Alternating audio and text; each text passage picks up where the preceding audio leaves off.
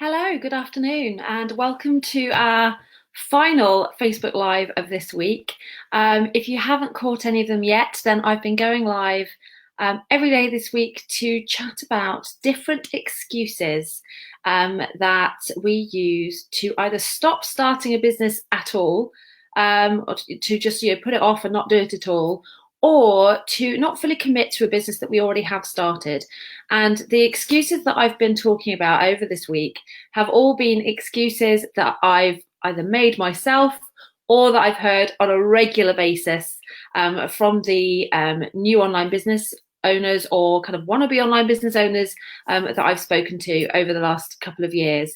So I should probably introduce myself, but before I do that, I'm going to quickly share this over to my free Facebook group business class, so that they can see it too. So let's quickly share this over. My name is Colette Broomhead, and I'm an online startup strategist, which basically means that I work with new online business owners to help them to start their business. Sometimes the people I work with are literally just at the idea stage. They know they want a business, they just don't really know what yet. So I help people get clear on, what their business is going to be, and then I help them find the right strategies for them to grow their business and ultimately replace their 9-to-5 income so that they can quit and spend their life doing what they love. Okay, let's get this over.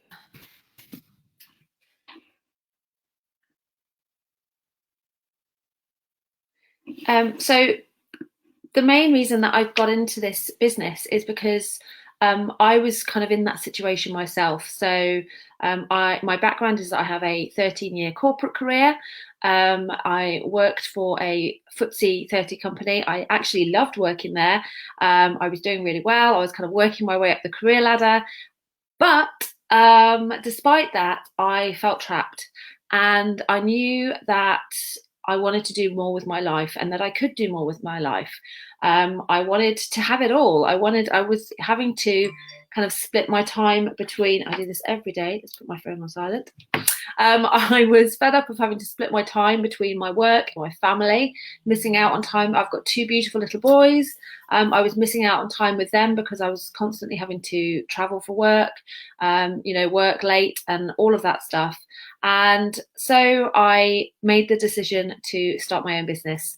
I would be lying if I said it's been an easy path to this point. It hasn't, but it has certainly been rewarding, and I wouldn't swap it for anything now. It's my passion and my goal to help as many other people who are in that situation, who want more for their lives, who know that there's more out there for them, to find that in their own business. So back to today's topic. So I am continuing with the excuses that we use to stop ourselves from starting a business that we want to, or even stop it. We use them to stop ourselves from fully committing to that business, even once we have started. If you've missed the previous episodes, we've covered excuses like it's not the right time. I haven't found the right idea yet. I don't have enough time. I don't have enough money to start a business. What else have we talked about? All sorts. Go back and check the previous videos. There's some good stuff in there. Today, the 2 excuses that I am talking about are I'm not good enough at anything to start my own business. That's a big one.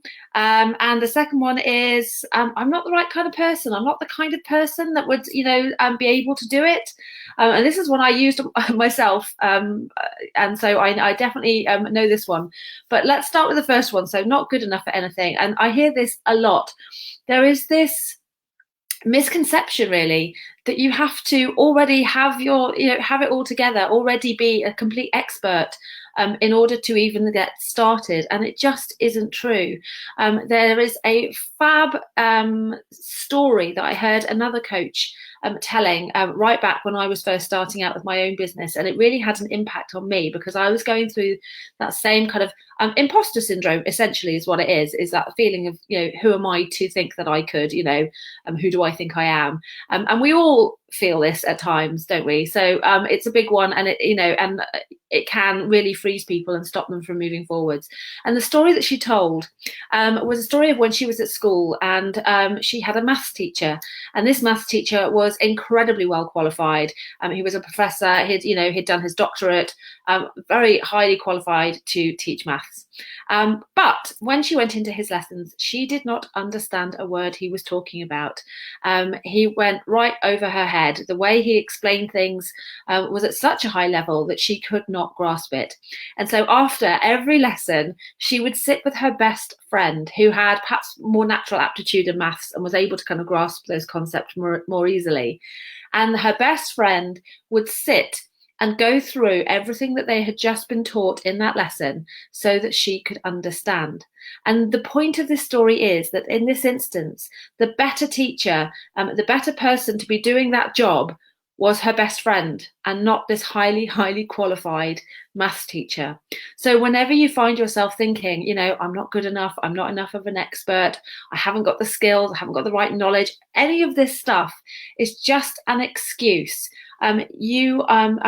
If you are thinking of going into the world of kind of coaching, teaching, that kind of area of online business, then it really is true that you only have to be a half step ahead of the people that you are teaching. I would, obviously never claim to know things or to be able to teach things that you can't, but you only need to be a little bit ahead, and often that puts you in actually a better position to teach people than someone who is miles ahead and has perhaps now lost perspective and forgotten what it's like to be down here. So don't let that hold you back. And perhaps if you're not going into the more kind of teaching area or the coaching side of online business, then that these fears can still come up. Who do I think I am to be able to, perhaps you haven't got much marketing experience or business experience, and you kind of feel like, well, how could I possibly even? At the end of the day, everyone starts somewhere. No one is born with this experience. No one is born with this knowledge. If this is something that you want to do, then there are ways that you can do it. And don't let this kind of lack of confidence, lack of self-belief stop you. Get out there, get experience. The more action you take, the more confidence you will get.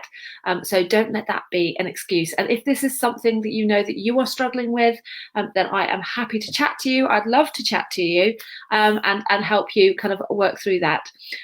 So the second excuse that I want to talk to you about today is I'm just not that kind of person. And this is one that as I said, I told myself for a very long time. So back when I had my first little boy, back in 2007, I was on maternity leave. And like a lot of mums on maternity leave, I was desperate not to have to go back to work. I was desperate not to have to leave my baby. And I wanted to find something that I could do from home that would allow me to, stay at home and not have to abandon my baby. And so I found myself, Googling how to make money from home, how to start a business ideas, desperately trying to think of something that I could do.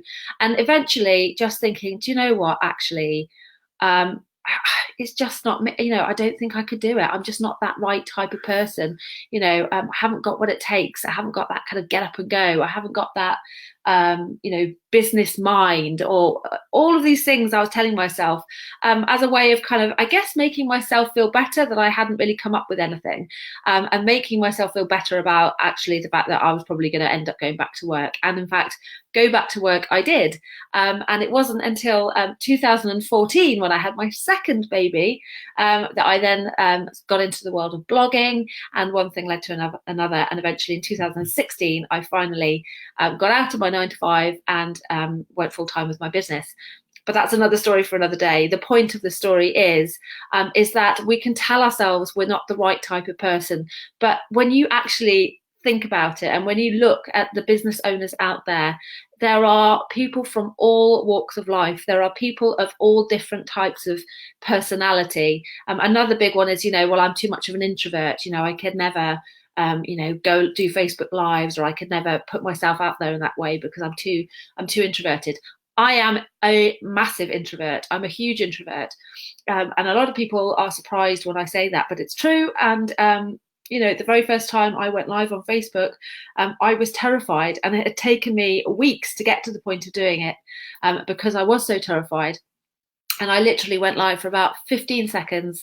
It was highly awkward. I was using my youngest son as a as a kind of prop to make myself feel less scared and take the attention away from me. He wasn't playing at all, and it was all very awkward.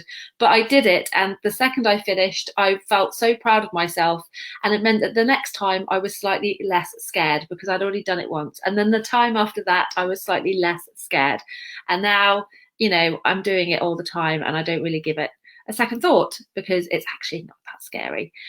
So don't ever tell yourself that you are not the right kind of person to start your own business and run your own business.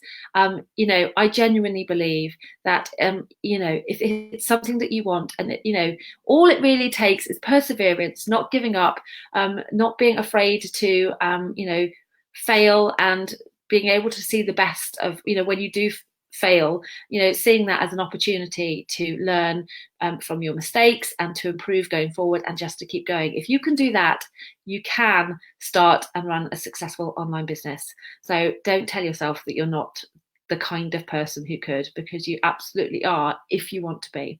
And that brings me full circle to what I believe are the two key kind of emotions that drive all of these excuses. And I've talked about this in each of the videos. So there are two separate things that are the reasons that we have these excuses constantly kind of buzzing around in our minds. The first one is actually if deep down you just don't want your own business, you don't want to be an entrepreneur, it's not the life for you. And there is absolutely nothing wrong with that if that's the case. So if you've kind of got to yourself, perhaps got in the frame of mind where for some reason you feel like you should start your own business, or it's the only way that you can do something, but deep down you actually don't want to, then of course you will always be trying to come up with reasons why it wouldn't work and why you shouldn't do it. And if deep down you don't want to do it, then you absolutely shouldn't do it, because you will never be happy. You will never, it's a tough journey. It does take perseverance. And if your heart isn't in it and you don't actually want it, then that is going to be even tougher. It's going to be virtually impossible. So ask yourself if that is the reason why these excuses are bubbling up for you. And if it is, then, great. Now this isn't for you. This isn't the right path for you, and you can move on to something else. Now, the other emotion, and probably the emotion that's driving you if you're watching this, and if you've liked my page, is actually fear. So you do want your own business, but there is all this fear that is causing you to come up with all of these reasons why you shouldn't, or why you can't. And this is, we all have fear. Starting a business, running your own business is scary. We are afraid of, the judgment, putting yourself out there, and, what will our friends and family say about us? What will the people who see us online say about the content that we've created, and what we have to say? That fear of judgment, of people looking at us and, finding us coming up short is terrifying.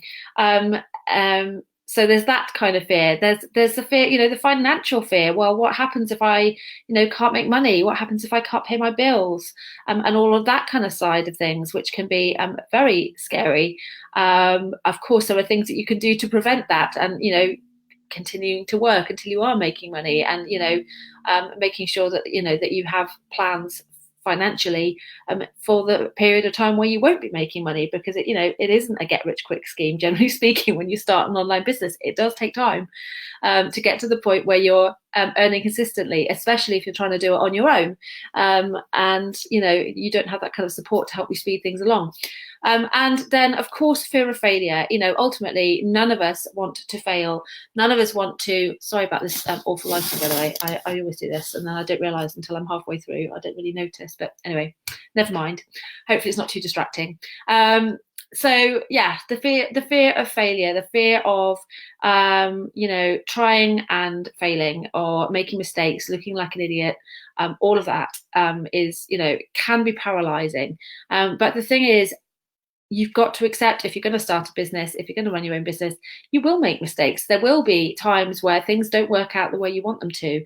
And if you can just take the positive from that, instead of seeing it as a failure and seeing it as a reflection of you as a person, which we tend to do when it's our business, but suddenly the results of the business somehow become a reflection as to, our own ability as a person and our, who we are, which is absolute nonsense. So if you can kind of manage to separate those things and see those kind of failures as opportunities to learn, to grow, and to improve, then, absolutely, you're going to be fine. But if you are frozen by the fear of failure, then you will never be able to move forward. You'll never be able to start your business. You'll never be able to fully commit to it. So I hope this has been helpful.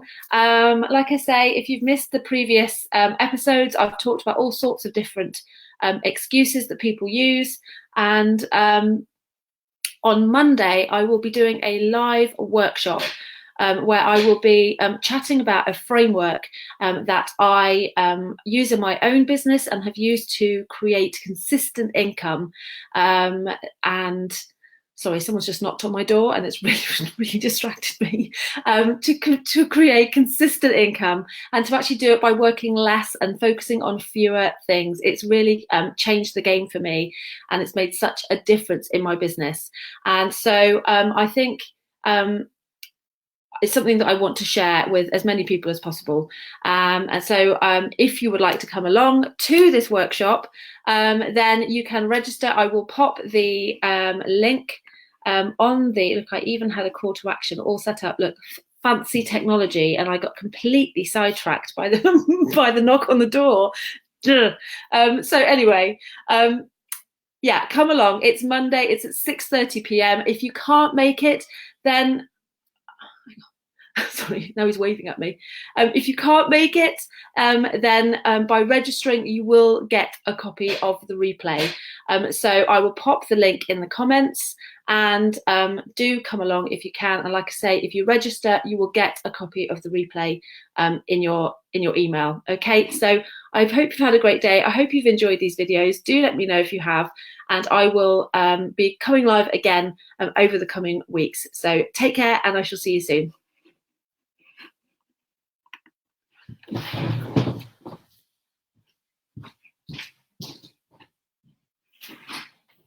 Sorry, I couldn't answer because I was doing a live coaching session. Which one, that one? Yeah.